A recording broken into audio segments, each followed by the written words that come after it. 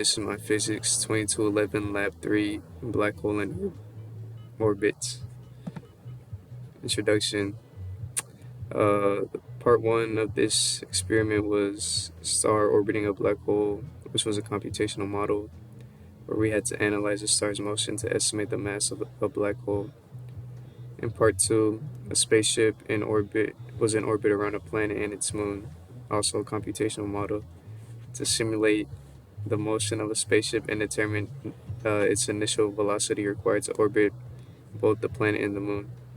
The purpose was to observe and study the impact of gravitational pull on orbits of masses, and use this data to find the mass of a black hole and visualize a spaceship orbiting a planet and its moon.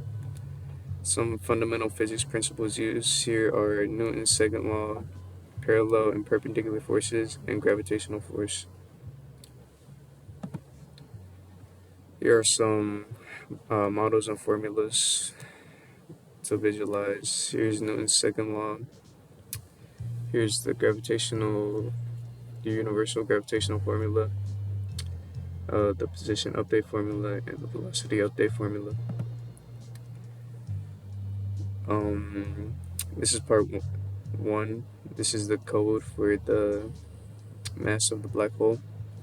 Firstly, the system was a star and the surroundings were the black hole.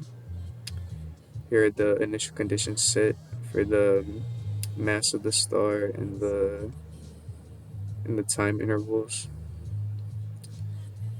Here you could see the universal gravitational formula being used. You could see the computation of the final and the initial and final momentum vectors right here, as well as the velocity and change in momentum.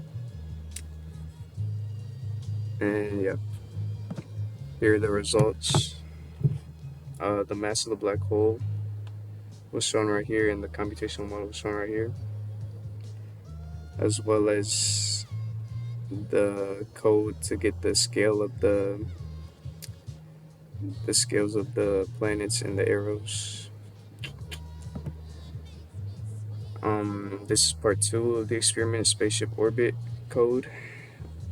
Here the system is a spaceship and the surroundings are the planet and its moon. Here are the given initials at the bottom, which were randomly assigned. Here on the right, you could see the gravity on the moon by the planet, the gravity on the moon by the spaceship, and the force on the the complete force on the moon. You could also see the F gravity on the spaceship by the planet, as well as the spaceship by the moon, and the total force on the planet. Here are the results. As you can see, the moon, which is the magenta color, and the planet, which is the teal color.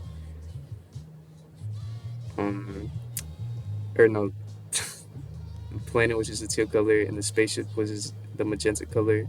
Here in the middle is the blue, which is the planet, and you can see the planet and the moon are both affecting the orbit of the spaceship as it's moving in the figure 8.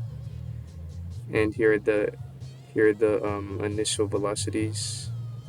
For the x, it was negative 140, and for the y, it was 1,255.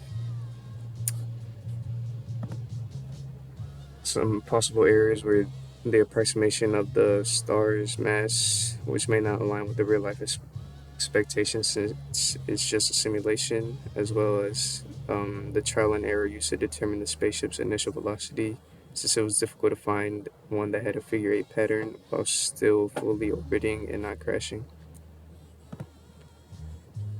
Here are the additional questions. What does it mean?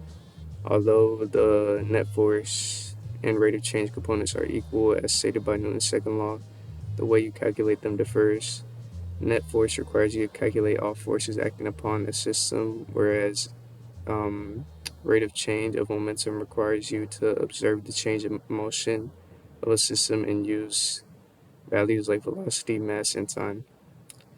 What if this imagine this imaginary system has a black hole, a star, a planet, and a moon? If this were the case, you would have to find the force of the black hole on all other objects and the star on all other objects, and then update the planet and the moon to have the same effects on the black hole and star. The black hole would be the dominant interaction since it has the most mass, followed by the star, then the planet, then the spaceship. The star, planet, and moon systems would orbit the black hole. The planet and moon would orbit the star, and the moon would orbit the planet.